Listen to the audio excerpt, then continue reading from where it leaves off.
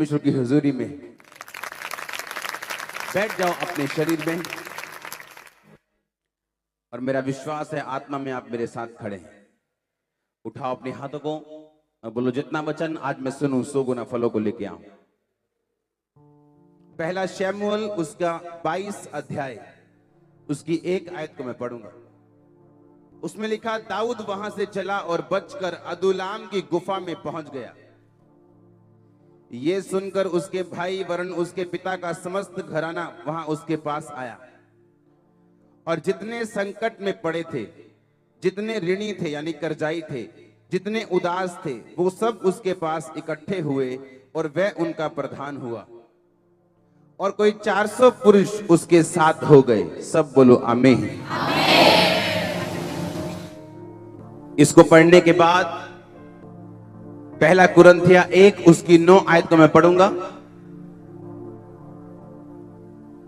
उसमें लिखा, परमेश्वर सच्चा है जिसने तुमको अपने पुत्र हमारे प्रभु यीशु मसीह की संगति में बुलाया है। पहला यूहन्ना 1 उसकी 3 आयत को मैं पढ़ूंगा, आप सिर्फ सुनेंगे। जो कुछ हमने देखा और सुना है उसका सुसमाचार हम तुम्हें देते हैं, इसलिए कि तुम भी हमारे साथ सहभागी हो, और हमारी ये सहभागिता पिता के साथ और उसके पुत्र मसीह के साथ है। ये बातें हम इसलिए लिखते हैं कि हमारा आनंद पूरा हो जाए। सब बोलो आमीन। ये बात आपको सबको समझ होनी चाहिए कि आप बुलाए गए नहीं हो, आप चुने गए लोग हो। अगर आप बैप्टाइज्ड हो, यीशु मसीह के वचन को ग्रहण कर लिया, तौबा कर लिए, बपतिस्मा ले लिया, परमेश्वर के पीछे चल रहे पाप छोड़ के, तो बाइबल कहती है आप चुने गए लोग हैं। और परमेश्वर ने आपको अलग किया है दुनिया से, कुछ अलग आपकी लाइफ में करने के लिए। जब मैंने पहला शमूएल पढ़ा तो उसमें लिखा, दाऊद अदुल्लाम की गुफा में गया, और दाऊद और उसका समस्त पिता का घराना उसके पास आया। दाऊद गया, कौन आया उसके पीछे? उसके पिता का सारा घराना दाऊद के पीछे आया। और वो कौन लोग थे? लिखा, उदास रहने वाले। और कौन थे? कर्जाई, ऋणी, लोन था उनके ऊपर, और उदास मन वाले, संकट में पड़े हुए, जिनका कोई नहीं था, कोई रिश्तेदार काम नहीं आता था, ऐसे लोग लिखा दाऊद के पास पहुंचे। और लिखा वो 400 लोग थे और दाऊद उनका प्रधान बना। कौन कौन थे 400 में से? कर्जाई, लोन लेने वाले, और संकट में पड़े हुए, दुखी, निराश और उदास मन वाले, जिनकी लाइफ खत्म हो चुकी थी। लिखा है सब लोग, जब पता लगा कि दाऊद एक गुफा में, तो लिखा सब लोग दाऊद के पास पहुंचे। जब हम पहला शमूएल 22 पढ़ते, वो लोग उदास थे, ऋणी थे, निराशा में थे, दुखी थे, त्यागे हुए थे। दूसरा शमूएल 23 अगर हम पढ़ते, कुछ साल बाद बाइबल कहती एक एक जना वो शूरवीर बन चुका था, और एक एक बंदा 800 बंदों को मारता था जब लड़ाई होती थी। तब सुनो, तब लड़ाइयां चलती थी, फिजिकल लड़ाइयां चलती थी, अब नहीं चलती। अब हमारा युद्ध किसके साथ है? शैतान के साथ। और बाइबल कहती तुम्हारा युद्ध मांस और लहू से नहीं, पर उन अंधकार की शक्तियों के साथ है जिनका हेड ऑफिस आसमान में। आपके लिए आशीष तैयार है, लेकिन शैतान उसे पकड़ के बैठे, क्योंकि आशीष स्वर्ग से आनी और वो रास्ते में बैठे। और लिखा तुम्हारा युद्ध किसके साथ है? उसी शैतान के साथ। तो बाइबल कहती, परमेश्वर ने कहा कि जब ऋणी लोग, कर्जाई लोग, निराश लोग, उदास लोग, बीमार लोग जब दाऊद के साथ मिले, कुछ सालों के बाद ना वो उदास थे, ना वो ऋणी थे, ना कर्जाई थे, ना निराशा में थे, ना दुखी थे, पर वो शूरवीर बन चुके थे। और ये प्लान आपके लिए, मैं आपको दूसरा शमूएल में देख रहा हूं। मैं आपको दूसरा शैमुएल में देख रहा हूं। मैंने कहा मैं आपको दूसरा शैमुएल में देख रहा हूं। मैं नहीं जानता मैं किससे बात कर रहा हूं। अगर आप इस चर्च के कोने में बैठे हैं, आपको मैं दूसरा शैमुएल में देख रहा हूं। परमेश्वर ने कहा, अब मैंने आपको नया नियम बताया। उसने कहा, पौलुस कहता है पहला कुरिन्थिया में, कहता खुदावंद ने तुम्हें और मुझे अपने पुत्र प्रभु यीशु मसीह की संगति में बुलाया। फिर मैंने आपको पतरस पढ़ाया, यूहन्ना पढ़ाया। यूहन्ना भी कहता क्या तुम नहीं जानते तुम्हारी और मेरी सहभागिता पिता के साथ और उसके पुत्र प्रभु यीशु मसीह के साथ। सहभागिता का मतलब है इब्रानी यूनानी भाषा में, ग्रीक भाषा में कोइनिया, उसका मतलब है पार्टनरशिप। जैसे हस्बैंड और वाइफ जीते हैं एक होके, वो वर्ड यूज किया गया आपके लिए और मेरे लिए और प्रभु के लिए। इमेजिन अगर वो पार्टनरशिप दाऊद के साथ ऐसी नहीं थी कि कोइनिया वाला शब्द यूज किया जाए। वो एक सिंपल एक साथ था, वो एक सिंपल संगति थी।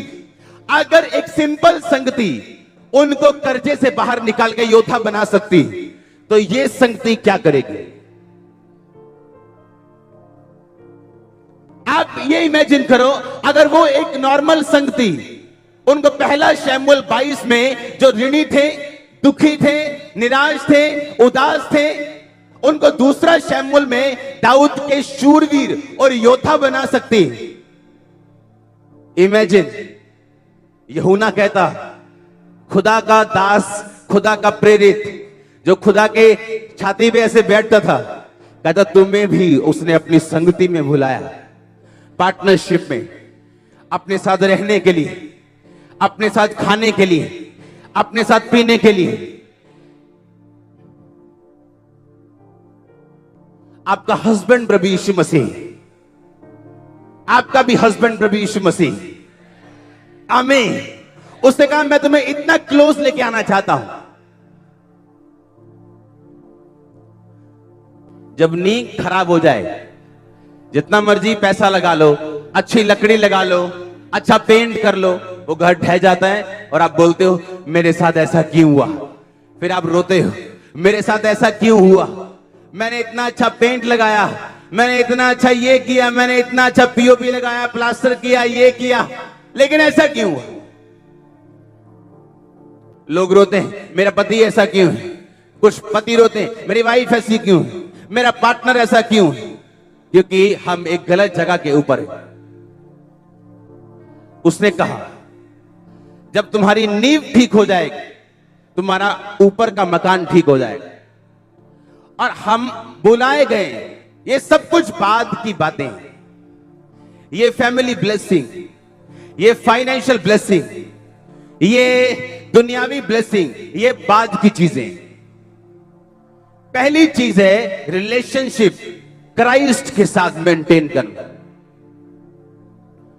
नींव मजबूत करना। जब ये रिलेशनशिप कमजोर होती, क्योंकि वचन कहता है तुमको फेलोशिप में बुलाया खुदा ने, कोइनिया, पति के रूप, पत्नी के रूप में, पार्टनर के रूप में फेलोशिप करने के लिए बुलाया। जब हम इस बात में फेल हो जाते हैं तो बाकी किसी भी रिलेशनशिप का मतलब नहीं रहता। वो हमें निराश करती, उदास करती, एक्सपेक्टेशन पे खरी नहीं उतरती, क्योंकि जिस काम के लिए हम बुलाए गए वो है परमेश्वर के साथ रिलेशनशिप बनाना, उसके साथ संबंधों को मजबूत करना और अपने संबंधों को बना के रखना, कायम रखना। जब मेन मुद्दा गायब है, जब नी गायब है, जितना मर्जी फिर पैसा लगा लो, उस मकान को आप बनाने का फायदा नहीं होगा।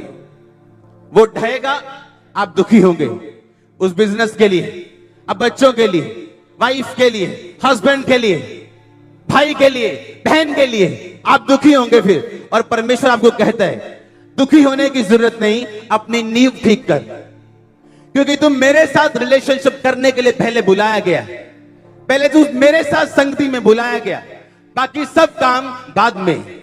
और जब परमेश्वर के साथ आपकी रिलेशनशिप बनती और स्ट्रांग होती, ये इम्पॉसिबल है आप फेल हो जाएं।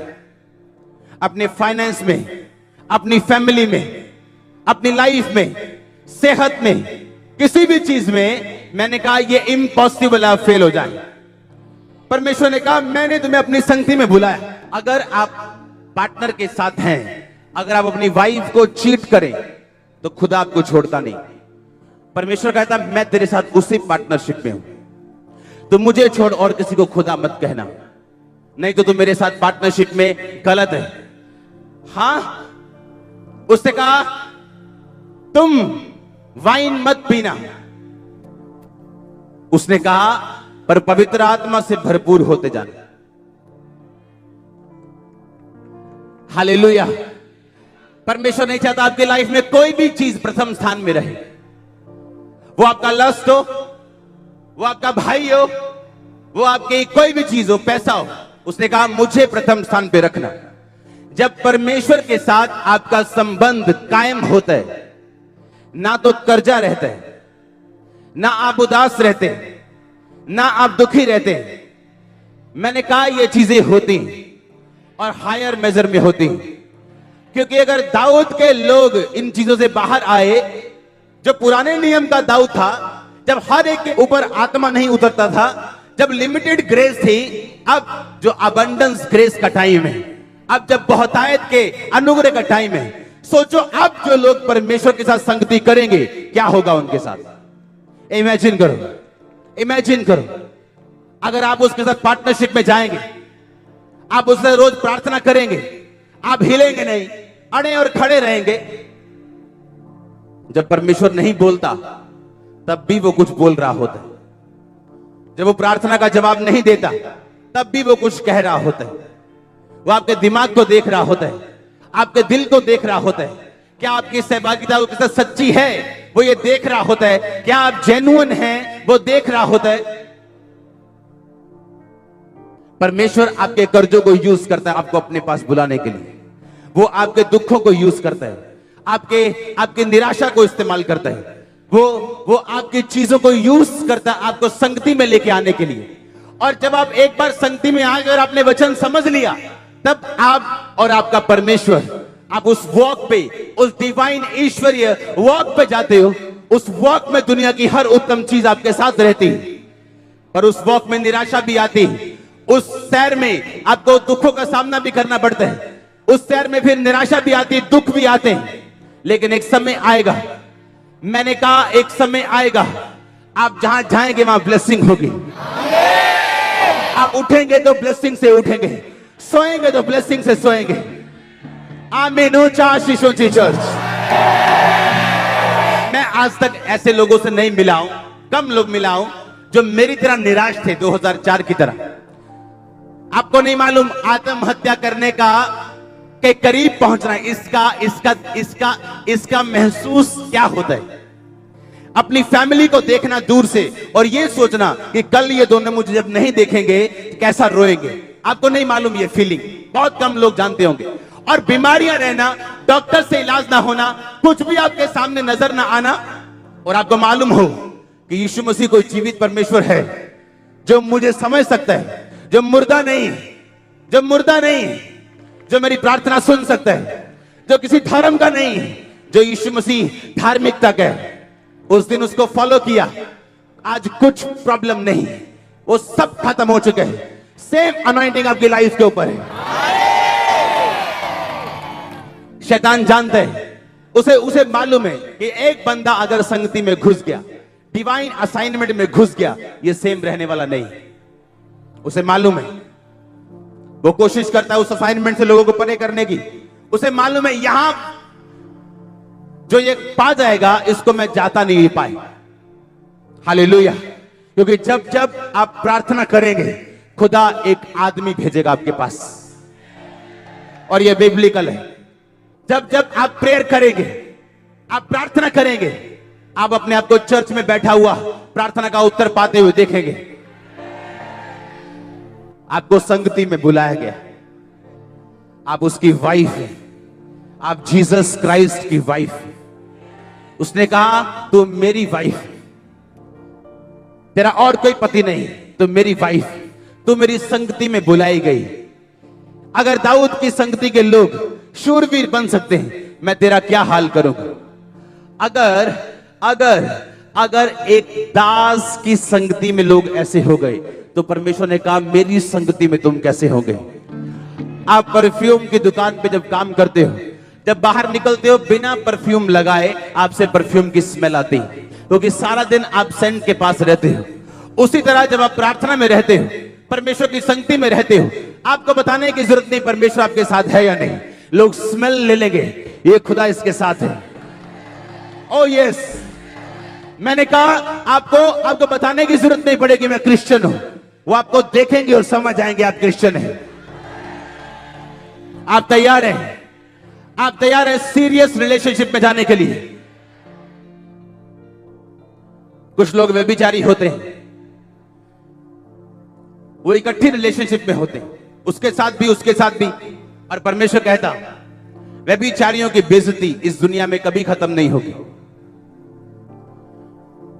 उसने कहा अपने अंगों को वेश्या के अंग मत बना, बल्कि अपने अंगों को धर्म के हथियार होने के लिए परमेश्वर को सौंप। आप ध्यान से समझो,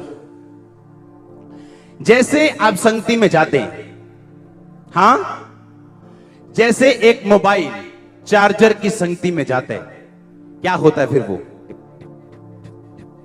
हां, चार्ज होता है।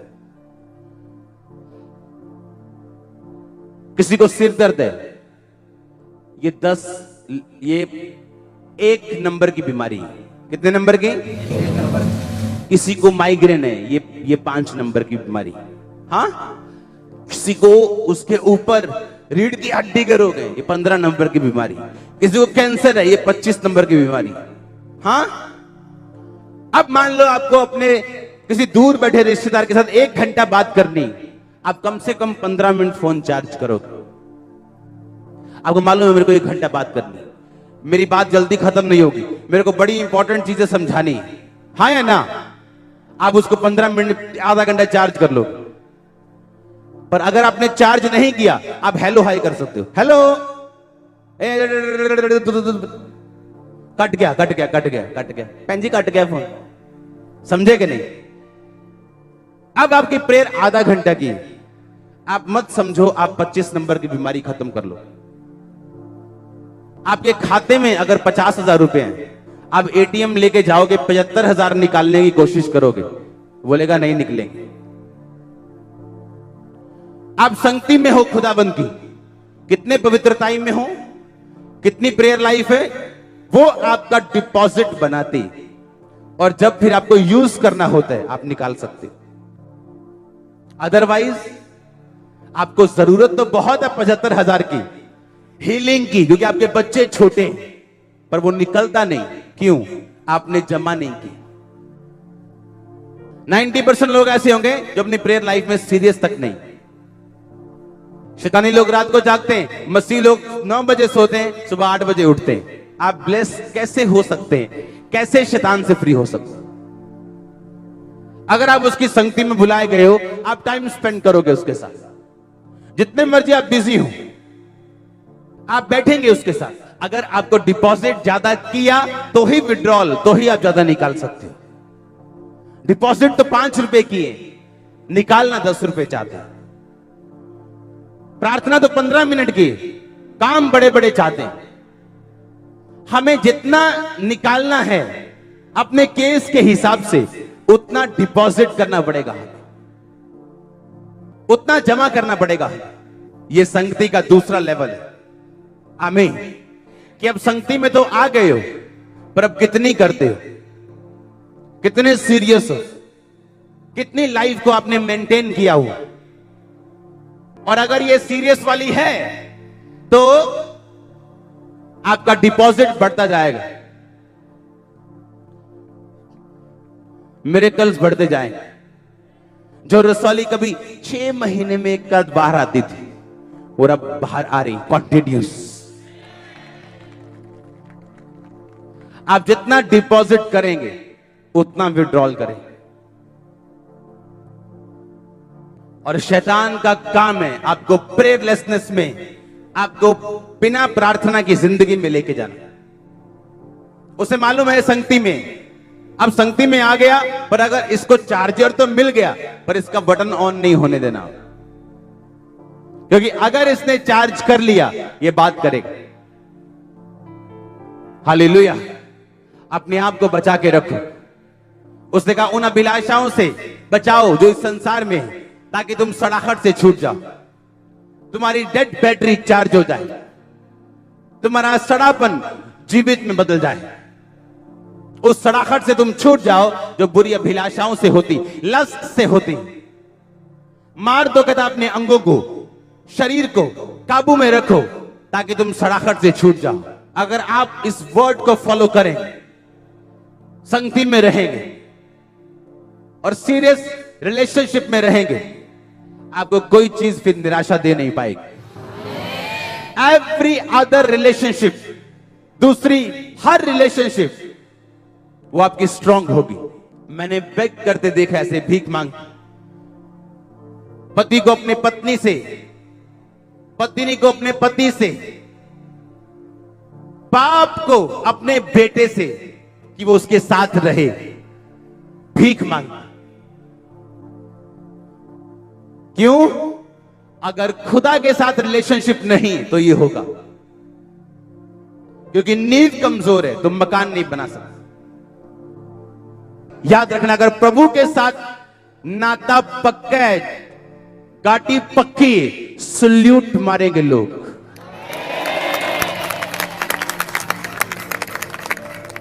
याद रखना ये बात, मायने ये रखता है आपका खुदा के साथ संबंध कैसे। क्योंकि मैंने औरतों को कंप्लेंट करते देखा है, मेरा हस्बैंड मुझे लव नहीं करता। बंदों को देखा है, मेरा बेटा मेरे कहने में नहीं। आपको बेग करने की जरूरत नहीं, आप प्रभु के साथ जुड़ जाएं, वो सबको आपके साथ जोड़ देगा। वो आपको बुद्धि भी देगा। आप वचन पे जब चलेंगे, उसमें लिखा परमेश्वर तुम्हें बहुमूल्य प्रतिज्ञाएं दी, ताकि तुम इस सड़ाहट से छूट जाओ जो इस संसार की बुरी अभिलाषाओं से होती, और कहता फिर तुम अपने विश्वास को बढ़ाओ। कहता विश्वास पे सद्गुण, सद्गुण पे समझ। विश्वास मतलब फेथ, कि मुझे फेथ है, मैं परमेश्वर के साथ पूरा हूं। और कहता फिर सद्गुण, सद्गुण का मतलब है एक्सीलेंस। आप अपनी लाइफ में फिर एक्सीलेंस चाहते हैं, आप गलत बोलना नहीं चाहते, आप गलत झगड़ना नहीं चाहते, आप गलत पैसा नहीं चाहते, आप गलत काम नहीं चाहते। सुनो, परमेश्वर ने कहा है, वचन में पढ़ता हूं, आप ध्यान से सुनना। कहता है इस कारण तुम सब प्रकार का यत्न करके विश्वास पर सद्गुण, सद्गुण पर समझ, सद्गुण पर विश्वास आपके अंदर है कि नहीं? कहता समझ पर संयम, संयम पर धीरज, धीरज पर भक्ति, भक्ति पर भाईचारे की प्रीति, भाईचारे की प्रीति पर प्रेम। और यदि ये बातें तुम में वर्तमान रहें और बढ़ती जाएं, तो तुम्हें हमारे प्रभु यीशु मसीह की पहचान में निकम्मे और निष्फल नहीं होने देंगे। कुछ विश्वासी निकम्मे, कुछ प्रचारक निकम्मे। मैं रीजन बताता हूं क्यों। कहता तुम अगर ये बातें तुम में वर्तमान रहें और बढ़ती जाएं, कौन सी बात? विश्वास। कहता जब विश्वास आ जाए, कहता विश्वास पर सद्गुण, सद्गुण का मतलब है एक्सीलेंस, एक्सीलेंस। चाहे तुम 5,000 रुपए की जॉब कर रहे हो और तुम्हें 200 कमाने का एक्स्ट्रा मौका मिल रहा है गलत काम करके, तुम नहीं जाओगे, क्योंकि तुम एक्सीलेंस में, सद्गुण में जीना चाहते हो। आप समझ रहे मेरी बात को? Excellence, pursue it. कहता इसको खोजो। 2007 में इस खामरा गांव में मैं आया, जब घर आया मेरा यहां पर, एक छोटा सा मेरा फैमिली प्लॉट था 20 मरले का। वहां पे चर्च लगती थी, क्योंकि ऊपर जो रेंट का घर था वो भर गया था, अब नीचे आना पड़ा था। वो हमारा अपना प्लॉट था, फैमिली प्लॉट, वो हमने चर्च को दे दिया, वहां चर्च लगने लगी। उसके बाद एक सामने ग्राउंड थी, वहां पे ग्राउंड पे वो लोग इतने बढ़ने लगे 2009 में, मुझे ग्राउंड भरनी पड़ी सामने की। वो ग्राउंड एक आप लगा लो जैसे सोसाइटी ग्राउंड होती, किसी के नहीं, कि सोसाइटी की है, कोई भी यूज कर सकता। एक बंदा आया हमारे पास, कहता है ये ग्राउंड मेरी है और मुझे नहीं चाहिए आप यहां पे इबादत करें। अगर आप एक्सीलेंस को पाना चाहते हो, अगर आप में खुदा की जलन हो, आप लात मारोगे ऐसी जगह, लात मारोगे, चल उठा भाग जा, मेरा खुदा बहुत बड़ा है।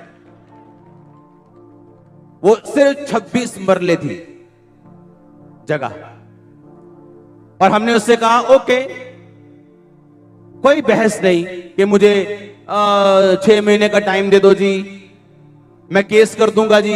नो, हमने उसको बोला ठीक है, ये सामने वाला प्लॉट हमारा है, जहां हमारा पुलपिट लगता है, लोग बैठते, यहां ओवरफ्लो बैठते हैं, पर हम ये जगह खाली कर देंगे। हमने जगह ढूंढनी शुरू की, कोई रेंट पे मिल जाए इधर आसपास, जहां जाना लोगों ने मना कर देना, इधर उधर। फिर एक परमेश्वर ने अपना डिवाइन हेल्पर भेजा, एक क्रिश्चियन बंदा, डॉक्टर, जिनकी जहां पे जगह थी खामरा में। फिर वहां पे वर्शिप स्टार्ट हुई और हम वहां से उठ के यहां पे आए। यहां नहीं, जहां पहले चर्च लगती 2012 में, कुछ लोगों को मालूम होगा। इमेजिन करो अगर उस 26 मरले की जगह के लिए मैंने उस पर केस किया होता तो आज मैं यहां ना होता।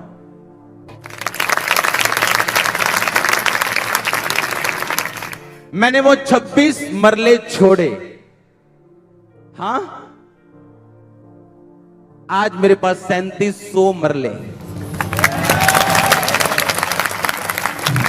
100 गुना से ज्यादा। इमेजिन करो अगर मैंने केस कर दिया होता, स्टे ले लिया होता। आप समझ रहे मेरी बात? कहता एक्सीलेंस में बढ़ो।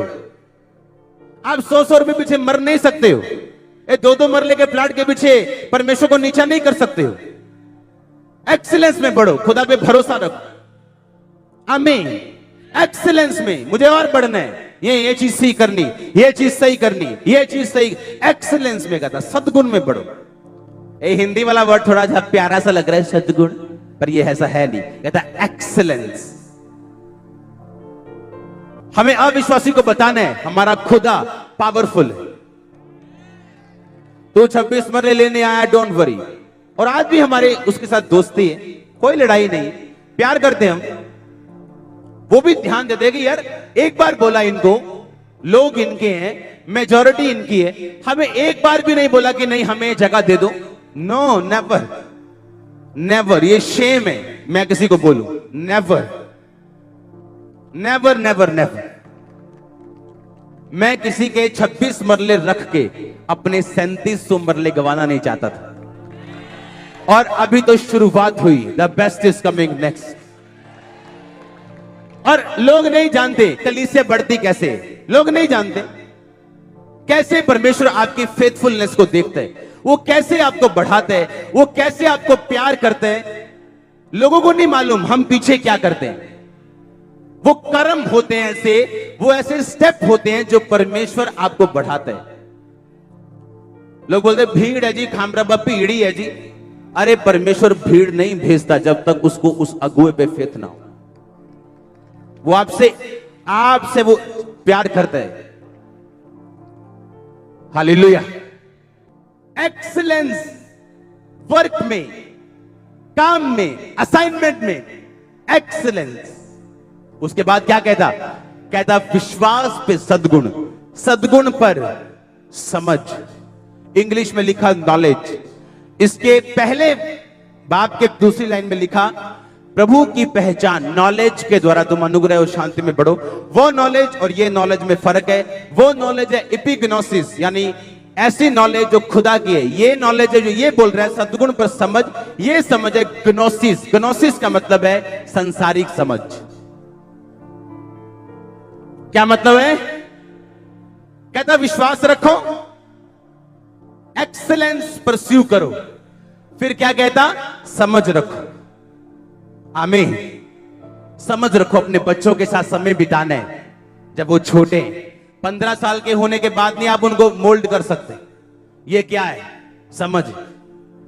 हाँ, ये समझ है। आज टीवी ठीक कर रहे हैं, बहुत बिजी है जी, बहुत बिजी है जी, बहुत बिजी है जी। कल को टीवी खत्म हो जाएंगे, एलईडी आ जाएगी, आप बोलोगे प्रभु में आके भी मैं बेकार हो गया, क्योंकि समझ यूज नहीं की। टीवी ठीक करो, अपने आप को अपडेट करके एलईडी ठीक करने वाला बना। हाँ, इसे क्या कहते हैं? समझ। ये खुदा की समझ नहीं, खुदा की समझ इसके पहले पाप में लिखी, पहली लाइन में, कि खुदा की पहचान के द्वारा अनुग्रह और शांति तुम में बढ़ती जाए। एपिग्नोसिस, ये है ग्नोसिस, यानी समझ, संसारिक समझ। कहता विश्वास है, एक्सेलेंस रखो, फिर समझ बढ़ा। समझ, कुछ के अंदर विश्वास है, कुछ के अंदर खुदा के साथ प्यार है, पर वो सोचते हैं ये चीजें हमें आगे ले जाएंगी, पर बाइबल कहती अकेली ये चीजें आगे नहीं लेके जाएंगी, आपको ऐड करना पड़ेगा इनके साथ। कुछ एम्प्लॉय अच्छे होते हैं, फेथफुल होते हैं, पर बेवकूफ होते हैं, बॉस के साथ बनती नहीं, सब सहकर्मियों के साथ बनती, क्योंकि समझ नहीं। क्योंकि आपकी प्रमोशन बॉस ने करनी, आपके सहकर्मी ने नहीं। समझ नहीं। हाँ, विश्वास है पर समझ नहीं। आपको गहरा लगा वचन, ये ऐसा ही है। आमीन। आप जब बाइबल लेके खाते हो तो ऐसा होता है, जब पढ़ते हो तो ऐसा नहीं होता। आमीन। कहता विश्वास के ऊपर सद्गुण, सद्गुण के ऊपर समझ, समझ पर धीरज, संयम, भक्ति, भाईचारे की प्रीति। कहता अगर ये बातें तुम में वर्तमान रहे और बढ़ती जाएं, तो तुम निकम्मे और निष्फल नहीं हो। ना तुम निकम्मे ठहरोगे, ना निष्फल होगे। God bless you all. God bless you all. आमीन। ऊंचा, शीश ऊंची।